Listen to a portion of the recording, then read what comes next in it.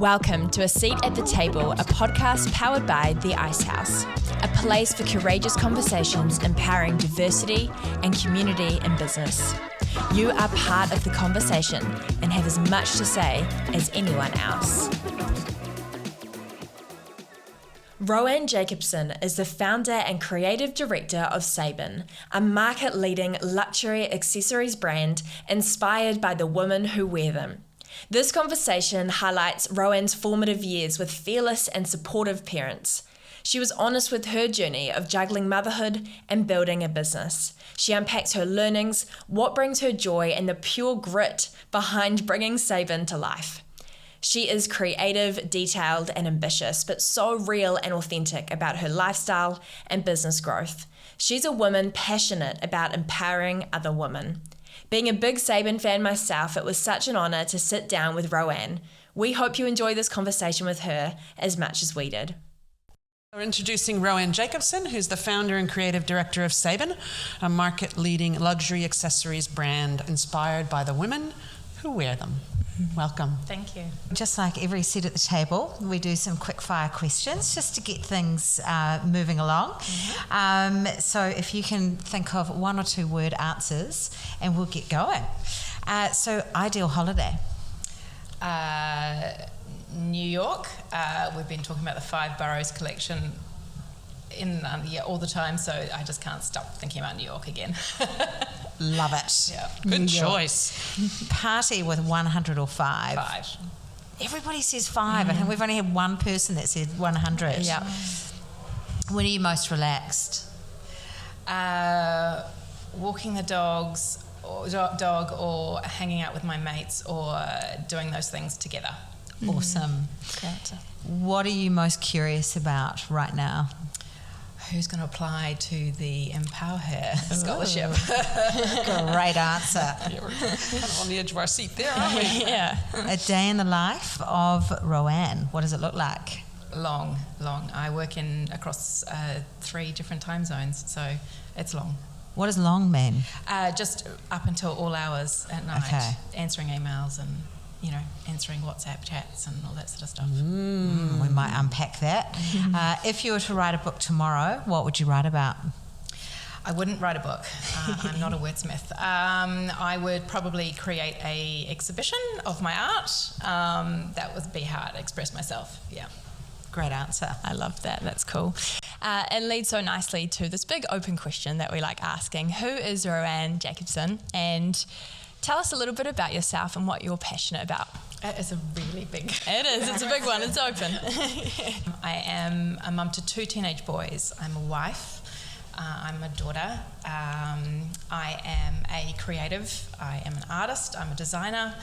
I am incredibly inspired by what I do.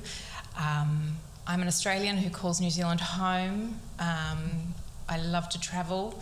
I'm a really bad morning person, so even though I wake up early during the weekdays, if you wake me up on a Saturday or a Sunday, God help you. Appreciate that. What else? I think my family history has really defined who I am and what I do. Yeah, that's me. Very cool. I didn't know you were Australian. Yes. How long have you been here? Oh, over half my life now. Okay. Yeah. Okay. Oh, I just heard an Aussie twang there. Yeah. Yeah, it pops out in certain words. Yeah. I've never picked it up. Yeah. Interesting. So, Roanne, how's your childhood or upbringing been formative in terms of who you are today? My father had his own business, was self-employed. My mother had a career my whole life and was always incredibly fearless. When I was really young, I picked up ballet and loved it, and for just forever. Basically, ballet was my life. I did ballet. I was there, 4, 5, 7 days a week. I taught ballet. I left school to do ballet full time, and I did that for a year. And at some point, I decided that ballet wasn't for me and went back to school. And that decision was also a huge decision. To leave school was huge. To come back to school was huge. And my parents supported me both times. And I think that that was really formative. And I understood that, you know, any limitations I had were my own. Like, I just had to work through them. Yeah. And I also found when I went back to school, I found another passion. I think I replaced my passion for ballet with art. And then that became the thing that I got up for, and the reason the way I got through school, basically, because I wasn't really a studious person. And it's funny because ballet is so disciplined. Yeah. Oh, yeah. And especially 5 to 7 days a week. I did a bit of ballet myself, not to that extent, and then you move from ballet, incredibly disciplined, to art. Yes. Yeah. Freedom. So there's a juxtaposition there. And the way I painted was also very energetic. Wow. I want to say, like, expressive insofar as there was paint flying everywhere. And I had a really amazing art teacher at high school who just inspired me to just dump everything I was feeling onto the canvas. Wow. And I did. Yeah. What made you leave ballet when you were? What was that sort of? I was going to say the same thing. Was there sort of an aha moment that just said, it's enough? Well, it was actually the moment when we started applying to international companies. So I was 16, 17, and I started, with applications were going in for companies, and I started applying. I think I got accepted to a few, and at the same time my parents happened to be splitting up. So at the time I decided I wasn't going anywhere and I needed to stay home. And I also think deep down I also realised it wasn't the life I wanted. And I think a lot of my childhood friends left and went to London, Monaco, one went to Switzerland, one went to Germany. Like they were scattered 4 corners of the world, and had great careers, and most of them are no longer in the industry, but they had lovely experiences. That's such a big decision at that age to go against the mould like that, because you've been doing it your whole life. Did it? Sorry to go deep so fast, did you have a sense of, it wasn't, but did you ever sense of failure, like you'd failed, or were you going, I'm so empowered to make whatever decision I want because of that backing from your parents as well? I never saw it as a failure. Awesome. Ever. Good. I never saw, I just decided that I didn't want it. Yeah. And so it wasn't worth fighting for anymore because it wasn't my passion. And I fought really hard to get to where I got to in ballet. Yeah. And to be, seen as somebody who was talented enough to go overseas. But then at that point when I realised that wasn't my passion, my parents never questioned it. There was never a second question to me saying, I think I want to leave. My mother just booked an appointment with our local school, and I was off to have a meeting, a couple of days later to talk about going back. Yeah. So it was just, I think there was no repercussion from that, which I think now was really formative. Yeah. I think we need more of that, that decision making of like, well, what am I actually passionate about? And stopping sooner. I think people hang on for dear life for just a little bit too long. Yes. And there are things that I have hung on to. I mean, my business, I have hung on and hung on and hung on. And I think that, I've never given up on that. And there were definitely times where I could have, but I didn't. And so I think that also talks a lot about how important it is and how I know that I'm in the right place. You described your mother earlier as fearless, and I think when you have somebody in your life that can see how fearless it was of you to make that decision to stop what you had been giving so much energy and time to, they're not going to question the decision either. Yeah. Well, as an adult, you can see that, but as a kid, you're thinking, oh my God, all those hours I've spent like making my mother drive me to recitals and ballet, and oh my God, up the frickin' highway, down the frickin' highway. I mean, they made up a song because it was literally my sister and my mother would just be in the car constantly coming to pick me up, drop me off, pick me up, drop me off. So it was for me, it was like this huge, like, oh my God, I can't believe how much money I've wasted and how much time I've wasted, and for her it was just. Yeah, okay. She saw the fearlessness in that. Yeah. Do you think that elite sport that you've been part of in ballet, do you think that set you up in terms of your business, that discipline and that training at a young age as well, being quite formative? Definitely. I think that I had no idea quite the impact. And I think I'm only just kind of really, it's only really dawned on me now when I sort of talk about a life which feels like an entire lifetime ago. Like, it doesn't even feel like mine anymore. It does, it makes me very aware that, all those hours paid off. And would people describe you as fearless? I think I'm a combination. I think I'm fearless, but I'm really risk averse. So it's a really weird combination. Like, it's kind of... I hear you. Yeah. Like, I don't make decisions lightly, but when I make them, I go 100% into them. It's just one of those things where I'm very considered in my risk taking. That's awesome. It flows so nicely into this other big question that we've got for you. But what has been a mountaintop moment in this business journey of yours, and then a deep valley moment as well that you've had to overcome? I don't know how many times you hear this, but I think the mountaintops and the valleys come together. I don't think they go, they're hand in hand. There have been so many, I honestly couldn't even count how many. I suppose the biggest, most formative one for me as a person was motherhood and trying to juggle career and motherhood. Motherhood's big, one of the greatest achievements I've ever, it's brought me so much pride and so much joy, but also so many challenges. So, I think that I'd be surprised if any woman out there wouldn't feel exactly the same way. But, there have been other times in the business, the GFC. We got Saben through that, through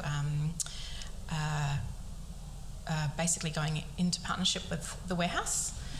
We did a collaborative project where I was designing a handbag range, and it grew into a shoe range and a jewellery range.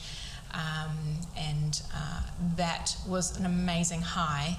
It took me into a whole new location for manufacturing, but it also was a low because we lost a lot of clients through that, because they decided that decision wasn't one that they wanted to be, that they supported. It was a high and a low at the same time. Fashion and the creative industry is it's a tough business. How, if someone wanted to get into it, how did you commercialise it? How would you, or what advice would you give somebody to? It's a hard one. Particularly in the fashion industry, I'm not sure. I mean, obviously this is the industry that I know.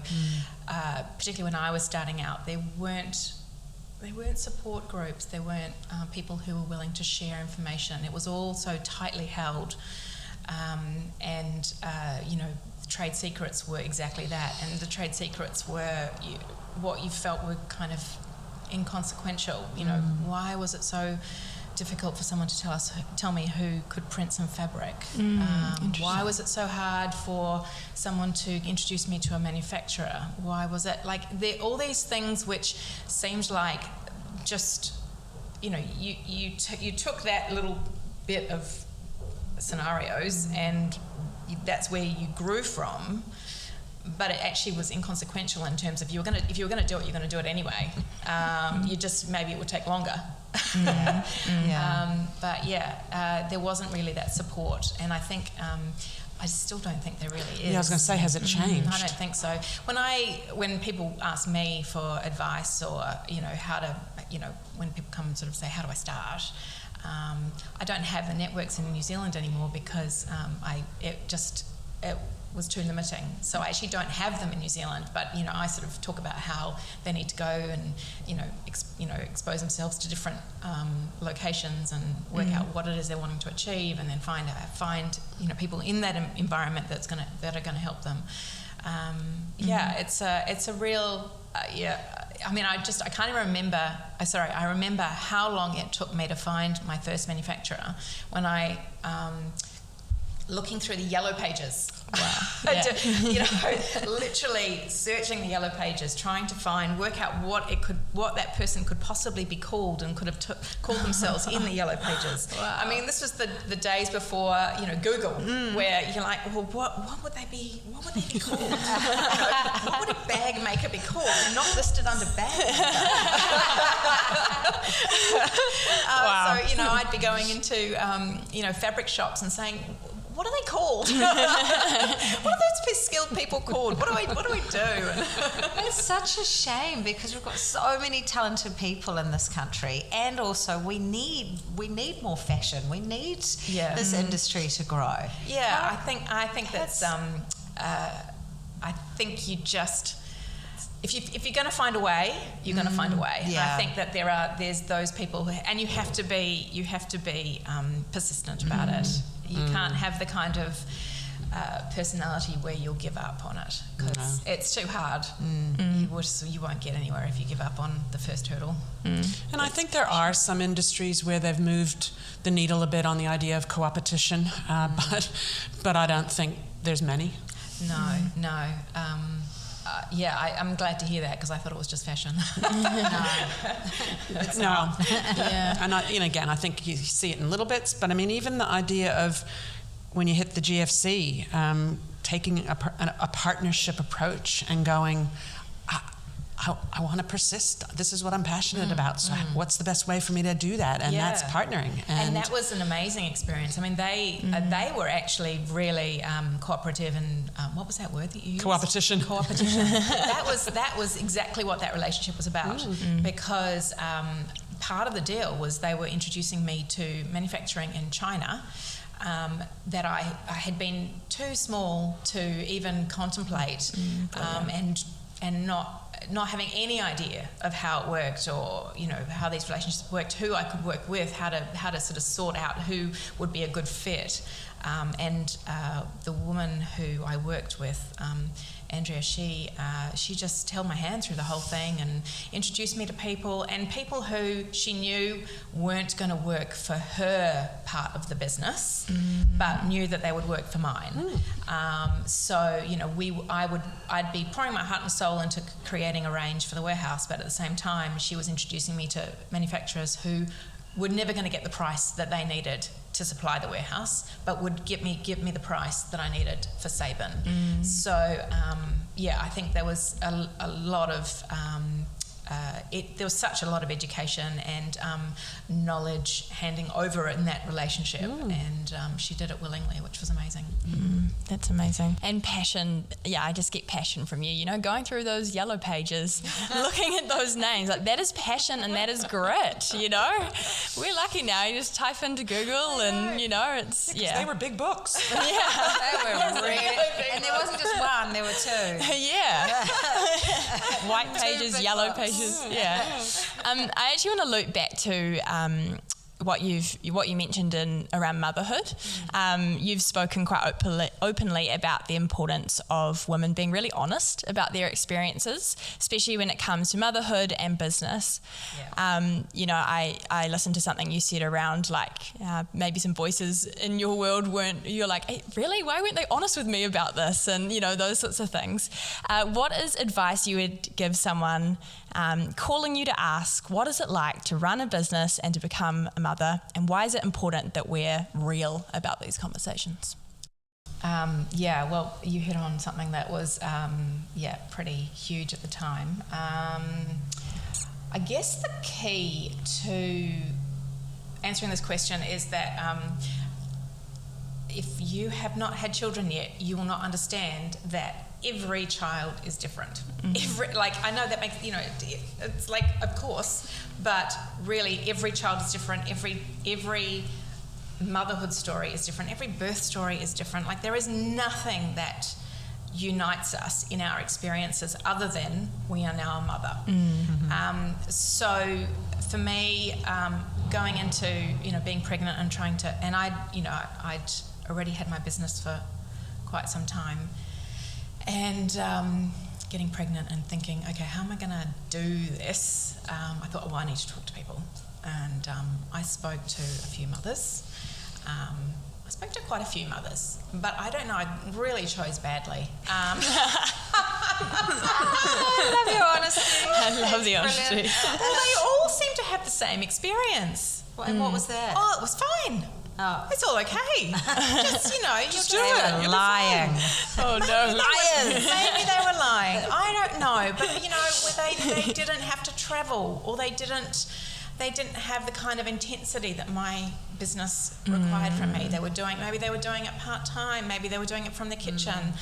And it just, the anecdotal stuff that I was getting, this evidence, I can do this.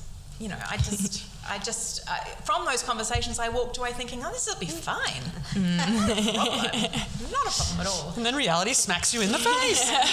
Well, 36-hour labour followed by an emergency C-section that I had no idea would take so long to recover from. And then, not realising that you couldn't breastfeed through a meeting because your child wouldn't latch on and actually drink, and therefore you were starving your child because you were trying to have a meeting at the same time as breastfeeding. Just these things where I think the key to this is, we have been told, and I just don't know how anyone could think that it was truth, that we can have everything, that we can do everything and anything, and we can have it all at once. And that is not true. It's not true. It's just not. You have to decide which bits you want, and I think that's got to be an active decision. Like, is it really important for you to pick up your kids from school, or is it really important to see them in the morning for breakfast? Like, which one? It's a choice. Yeah, it's a choice. You have to make these decisions, because actually you can't have it all. You can't be there every day if you have to travel for work. So, you have to make some decisions, and you have to work out what your bottom line is and what you can outsource. And just like you do in business, where you say, okay, these are my strengths, and this is what I'm good at, and this is what I'm not good at, you have to do that at home as well. I'm not good at cleaning. I'm gonna pay somebody to do that, because I'm not getting to that. It's that thing where you just have to pick and choose. What are the non-negotiables? How do you get to that mind shift? Because I'm also a mother and 100% agree with you. But it's a shift to go, it's okay that I'm not picking up my kids when all the other mums that I know are. And that do you ever get to that? No. I don't know if you do. I think guilt is just this heinous thing that we all just work through every day. Do you compartmentalize and go, right, I've just got to kind of almost block it out? Or what do you do?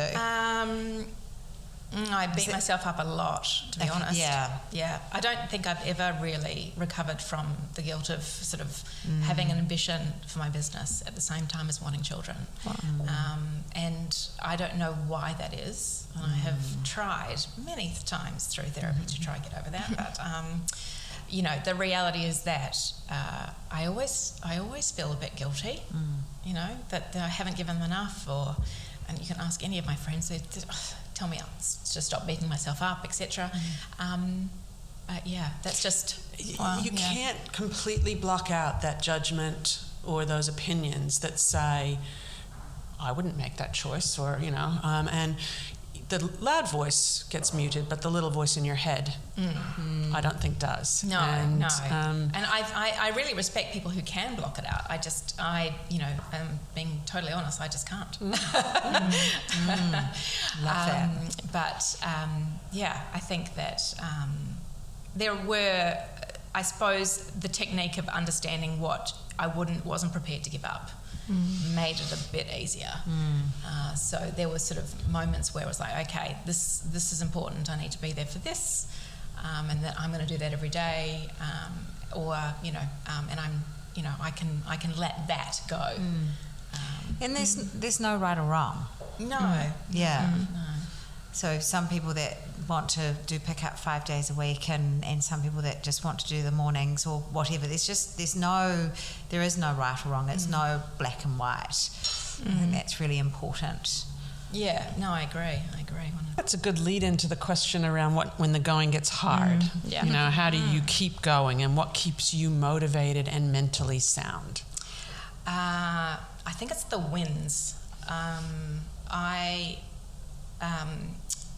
It doesn't take much for me to see a win, and I think that it's been something I've trained myself to. It could be just seeing, somebody else carrying one of my bags. That's a win, and that will push me on. I think that you have to even see the hurdles. I mean, I personally see hurdles as the opportunity for a win. So I'm always sort of going, well, how do we move this from a negative to a positive? And doing that is a win.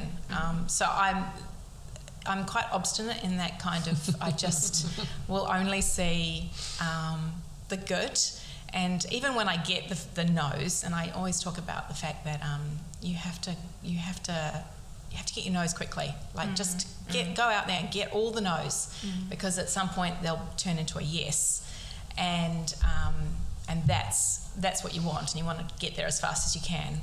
I took too long to get there, just because I was I took it all too personally. But yeah, I think that for me it's just those little wins. And have you trained yourself to think like that? Is that sort of an ongoing sort of inner conversation that you have with yourself? I think from those early days where I took everything so personally, I had to reframe it in my head. Yeah. I'd go out and show my range, and I'd walk away with them saying, no, sorry, it's not for us, and I'd be like, completely crestfallen, like, oh my gosh, they hate me. And at some point I was like, this isn't really productive, and it's not, and it's stopping me for too long.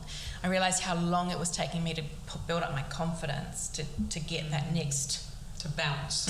Yeah. So at that point I realised that I just needed to see those no's as they were, which is just a no, and you move on and get another no maybe, or you get a yes, but you just have to move on, and you have to move on quickly, otherwise you just waste too much time.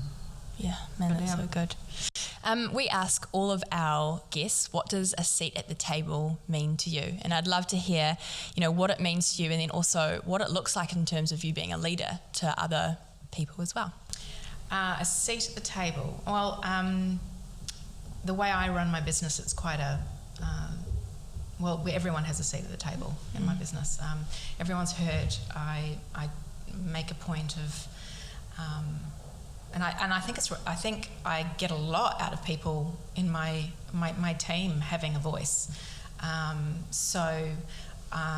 To me, it's a privilege to sit at the table because I can hear other people's perspectives. I know I have a unique perspective, everybody does, but I think you learn so much from hearing somebody else's. So that's... Yeah, that's so interesting. When running and managing teams, what is important to you as you build that company culture, and how does diversity play a role there too? So I really love playing to people's strengths, and I think it has stood me, really well in my business. Our retention is really high, and I think the key to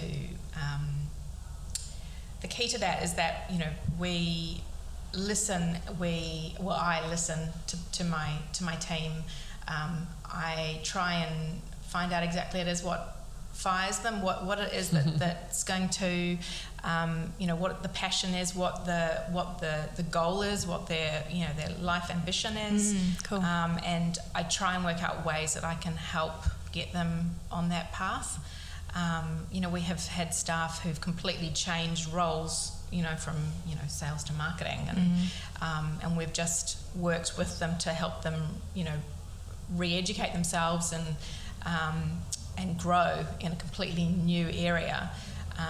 We've had team members who've come up from the store, retail stores, and we've managed to promote from within and train them up to do roles in head office. Cool. I think that that's really key for me in that nurturing. I think that nurturing side of me plays out in my business. Yeah.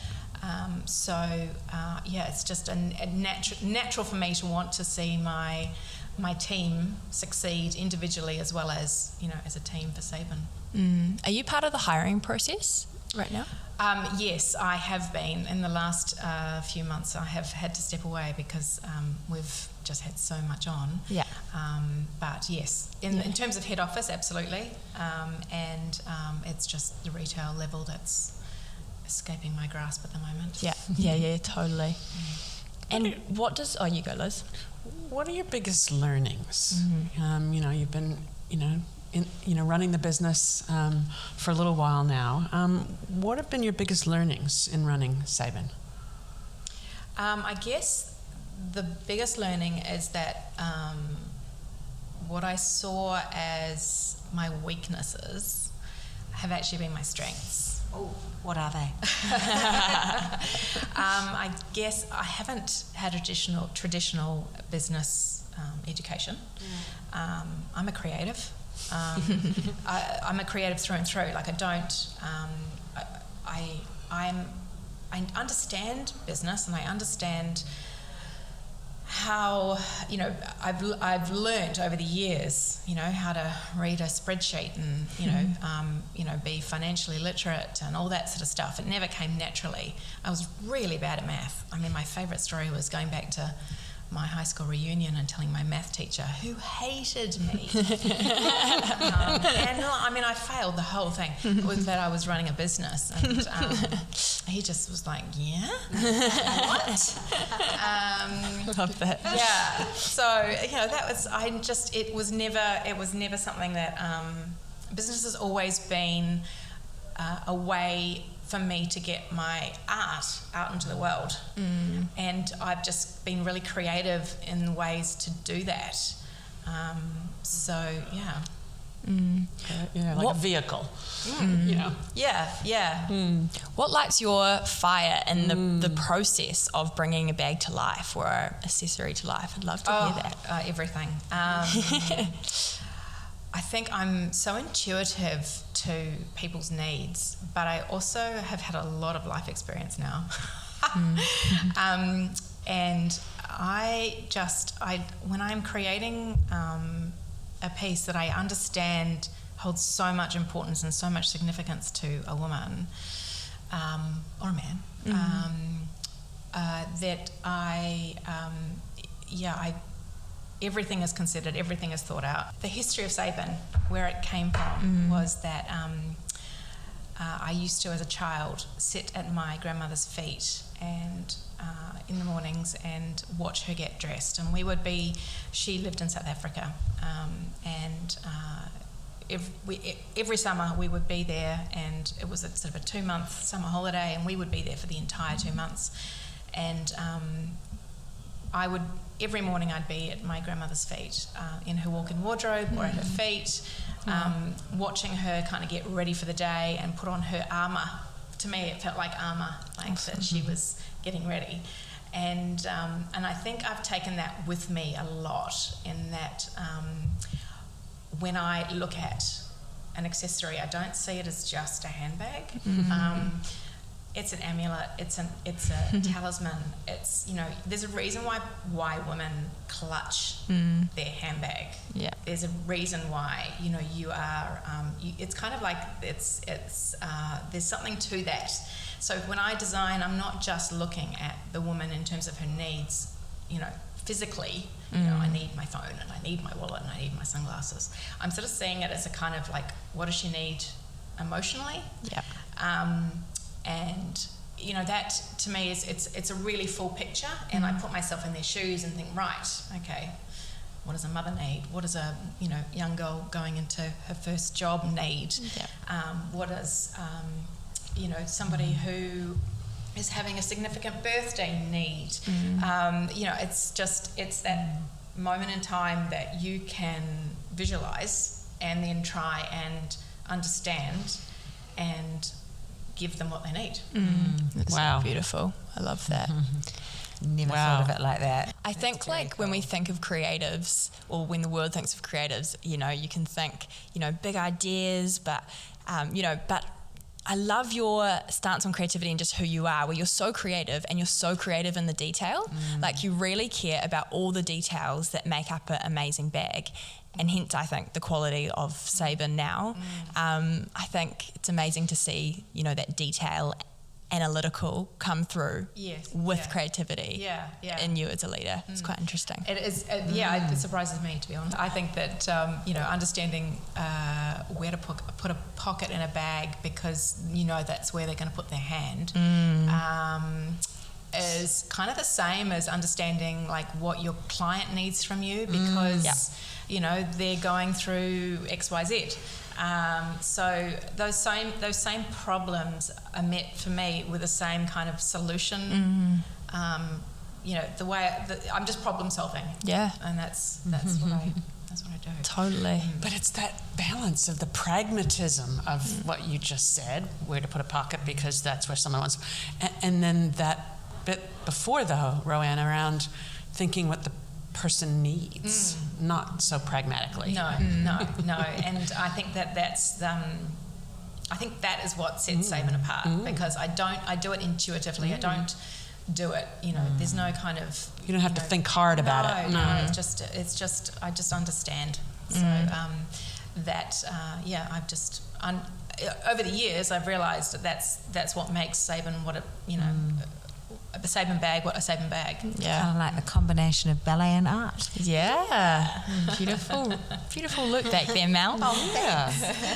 Do you want to talk a bit about EmpowHER, Liz, and that awesome scholarship? Because we're so excited to have been given the chance to get involved. So, EmpowHER is a Women in Business scholarship, so supporting 3 Kiwi female-founded businesses to grow. It's a scholarship opportunity, thanks to Dermalogica and Saben, including funding and mentoring and an Icehouse programs, coaching opportunities to actually help accelerate these female-led businesses. It's a great way to impact the next generation. And so I guess my question specifically, because you are one of the reasons EmpowHER exists, is how important is celebrating and supporting the next generation to you, and how can others leave the ladder down as well? Yeah, well, it's really important to me. Over the years, Saben has... I guess it started for me with motherhood, and when we started creating an opportunity for mothers to stand in front of the camera with their Saben bag and then tell their story to our community. And the story part was the big part, because that was the really, like, who are these women? How are they doing it? How are they being? How are they juggling? And actually that was where the motherhood, the Mother Muses campaign kind of moved into this kind of women in business scenario, because all the mothers, pretty much everyone we spoke to, were juggling work and family. And there were so many stories around how they were doing it and what was working for them and what wasn't working for them, and just life. And so that took us to kind of the women in business, where we realised that actually women needed to hear these stories. They needed to understand how other people were doing it, so that they could try and emulate that or be inspired by it. So we, that became a really big part of our, it was just part of our program, talking to our community. The EmpowHER scholarship kind of really came from those humble beginnings, because we were, Natasha and I from Dermalogica, she and I just got to talking about,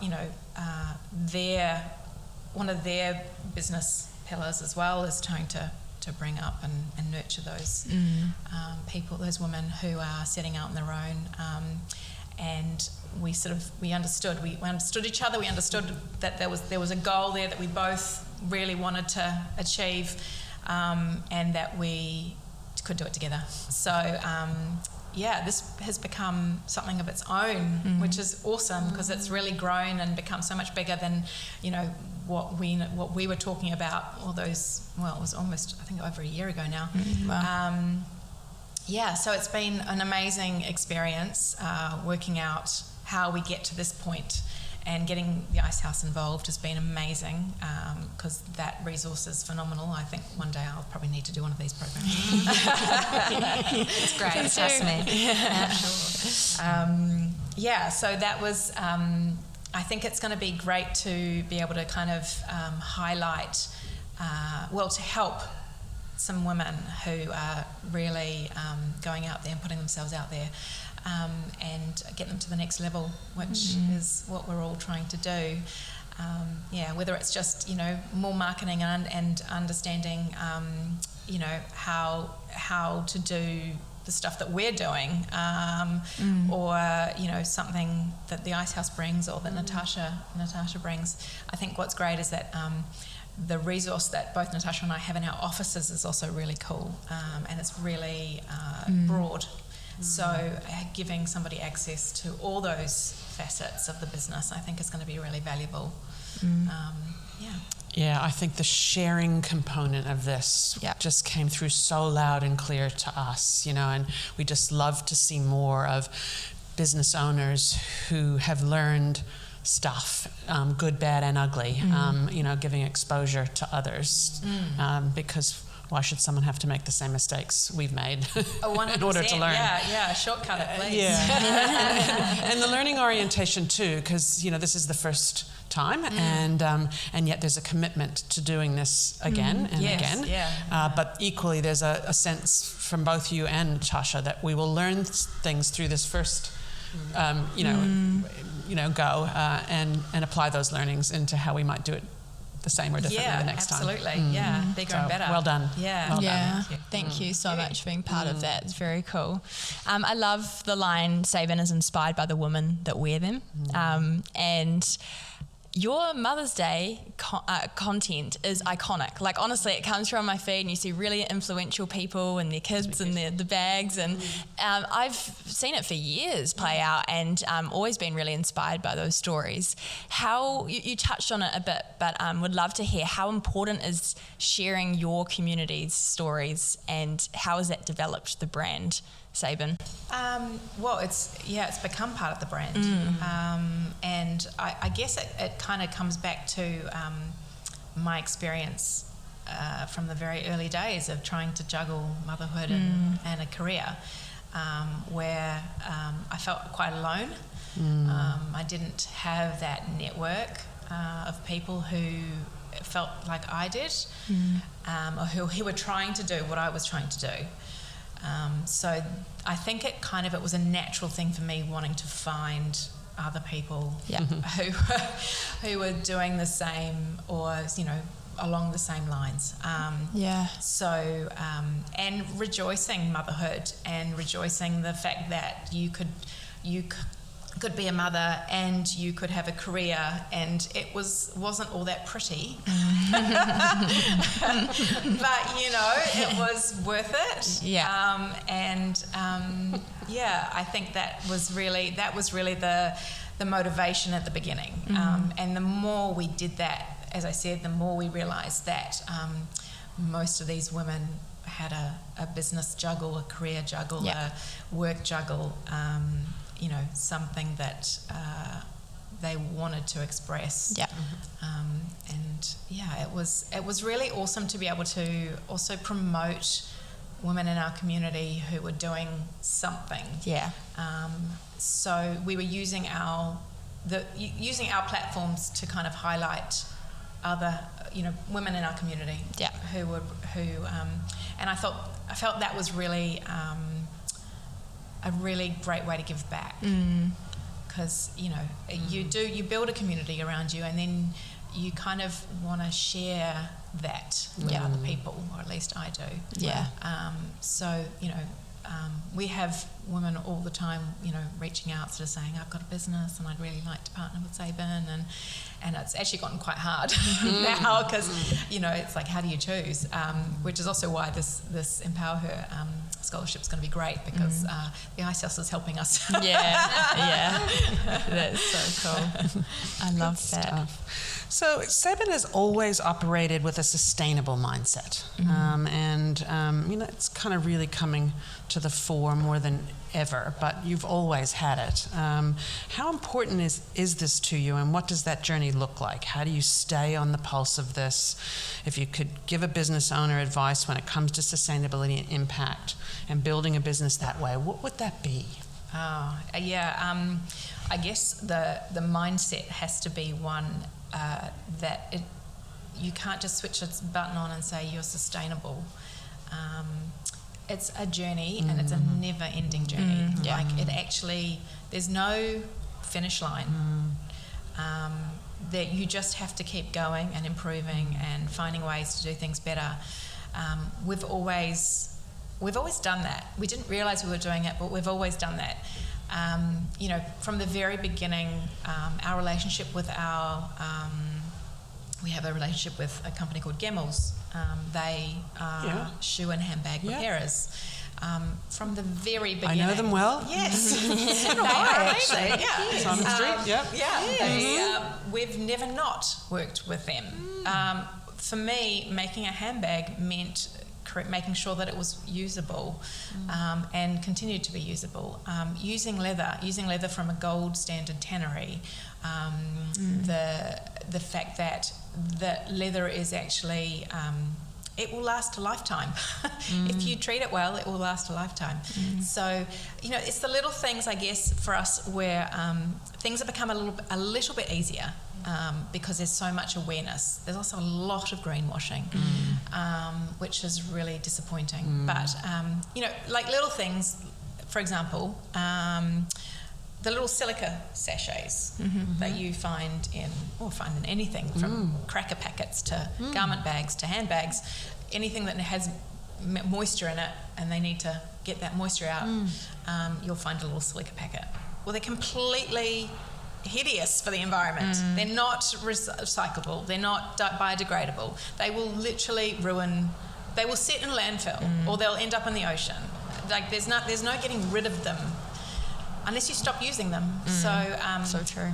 For years I was pained in having to use these damn things, and hoping that someone would come up with something that could solve that problem for us, and trying to just not use them, and then discovering that actually you actually needed to, particularly when you're working in a humid country like China.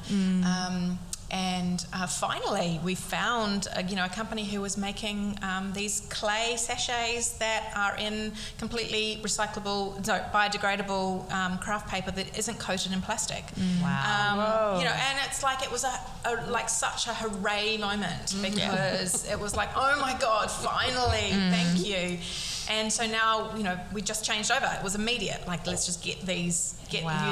Awesome. But things like, the packaging where people can use FSC paper because it's responsible paper, but if they coat the paper with plastic, it stops being recyclable.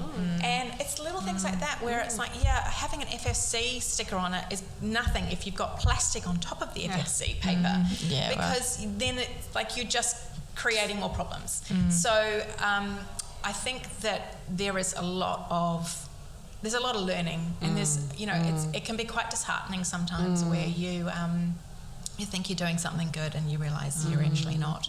We've looked at vegan leathers endlessly from the last 5 years. We've been trying to work out how to do vegan, and every single vegan leather has got PU in it, and it can be a bio-based PU, but that's also not biodegradable.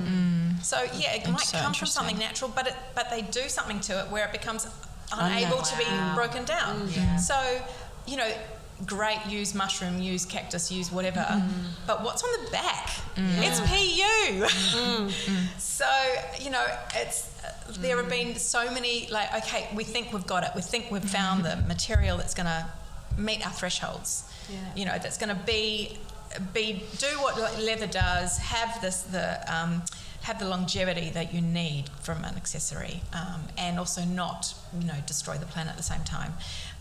But it's been such a hurdle trying to find that company that's doing it, and I mean, they're all telling us that they're the best for the environment, but actually, you have to do a lot of digging. You have to do a lot of digging, and it's really unfortunate because we're all trying to make good decisions, and we are being fed information in a way that is not letting us, which is really, I get sad about that.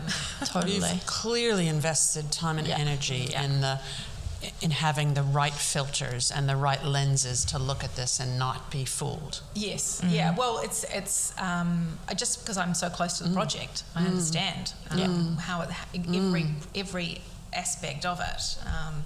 And not relaxing on that discipline. Yes. Yeah. And I think that's the key. It must be tempting at times. Well, this one's, they say it's recycled, but is it? Do they have certificates? Yeah.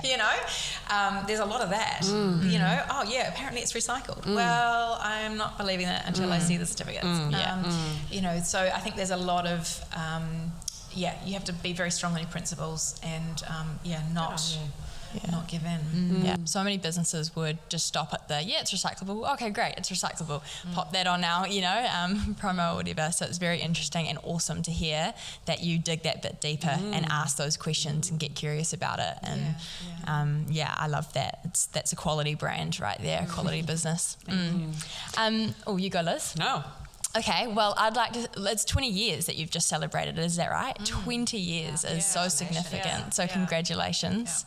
I would love to just chat a bit about celebrating success along the way and what that's looked like for you as a business owner, celebrating those little milestones.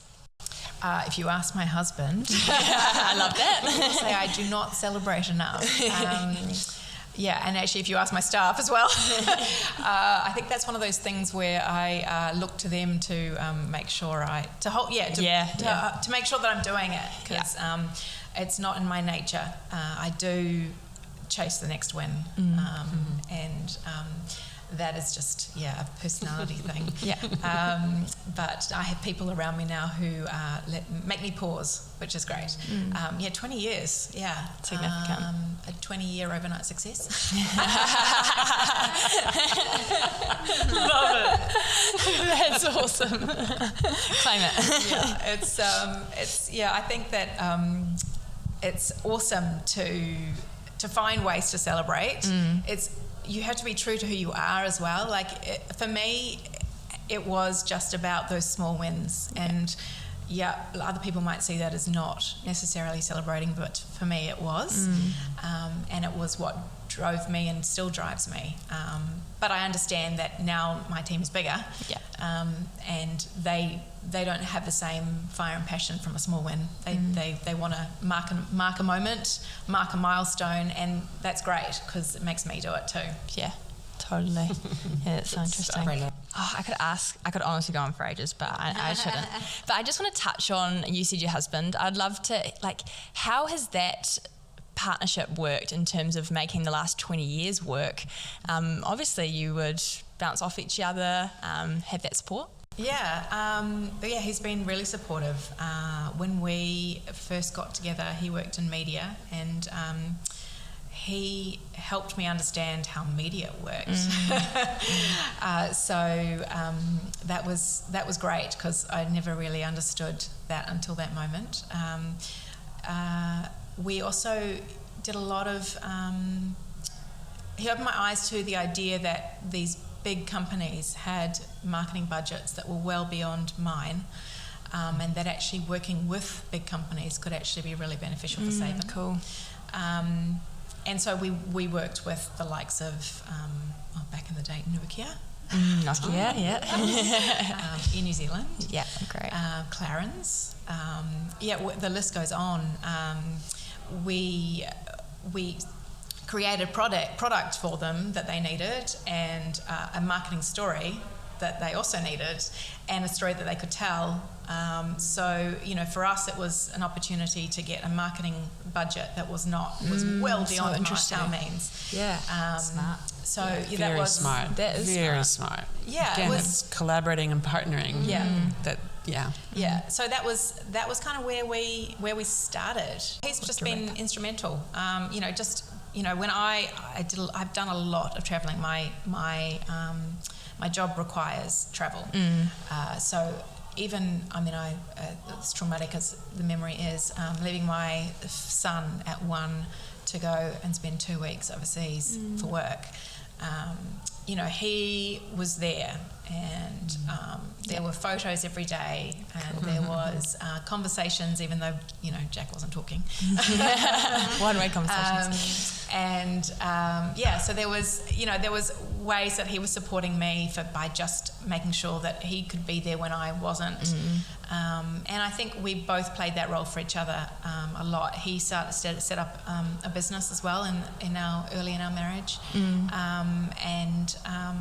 you know, we had to juggle a lot then, because we were both sort of pulling in different directions and trying to achieve what we wanted to achieve. But yeah, we managed to get through. It's really inspiring. Yeah, I love that. Power in the partnership. Yeah. I would love to finish with this question. Who is someone that you'd really like to thank that's been influential in your journey? Oh, that is the hardest question. I'm sure there's many. But Yeah, I actually don't think I can answer that question. I think that my husband, my mother, my father, my children, my Saben team, couldn't do it without them. My close-knit circle of friends who are my backbone. I mean, it's just, I think that, I could not name one person. I think that Saben, when we celebrated just recently, I really wanted to express to everybody in the room just how important they were to the journey, to my journey, and I didn't. I completely failed at that because, you know, I'm not a wordsmith. but that was the idea behind celebrating, was to actually tell them that actually they were all so instrumental in where I am right now and where the business is, and the fact that people like you want to talk to me about it. So wow. Awesome. I've got one more question. What would you say to the mums out there who haven't had any sleep, who need to get up in the morning and have a really, really important meeting and be their best? Coffee. Great answer. Thank you for that. What a way to finish. Fantastic way to finish. Oh, thank you so much for being on the podcast. It's been such a joy to chat to you. Thank you.